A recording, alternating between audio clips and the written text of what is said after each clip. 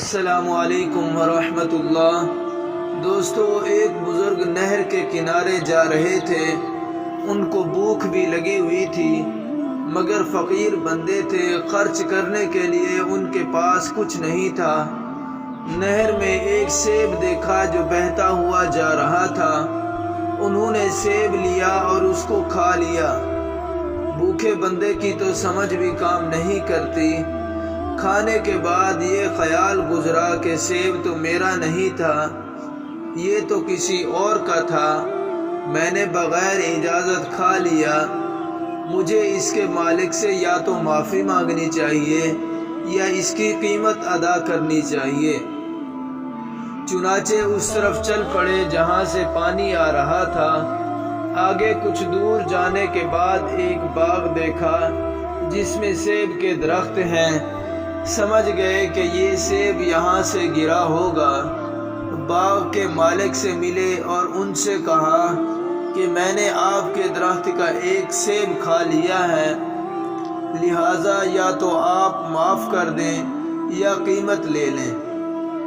انہوں نے کہا معاف تو میں نہیں کرتا، ہاں قیمت دے دو۔ کہنے لگے جو بھی قیمت ہوگی میں مزدوری کر کے آپ کو ادا کر دوں گا۔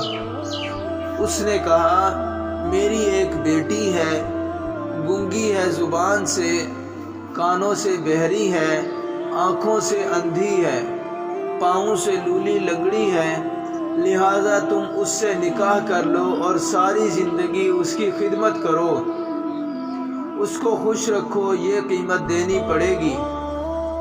فکر میں پڑ گئے، مگر دل نے کہا دیکھو یہ مجاہدہ کرنا آسان ہے، قیامت کے دن اللہ کے سامنے ملزم بن کر کھڑا ہونا بڑا مشکل ہے۔ آخر کار تیار ہو گئے، نکاح ہو گیا۔ جب وہ اپنی بیوی کے پاس گئے تو حیران ہو گئے۔ چاند جیسا چہرہ، خوبصورت، بولنے والی، سمجھنے والی، سننے والی۔ حیران ہو کر اس سے پوچھا کہ تم اپنے باپ کی بیٹی ہو یا کوئی اور تمہاری بہن ہے؟ اس نے کہا میں ایک بیٹی ہوں۔ خیر رات گزر گئی۔ اگلے دن سسر سے ملاقات ہوئی۔ سسر نے پوچھا بتاؤ مہمان کو کیسا پایا؟ آپ نے جیسی بتلائی تھی وہ ویسی تو نہیں ہے، وہ بہت سمجھدار، آپ کے ہر بتلائے ہوئے عیب سے پاک ہے۔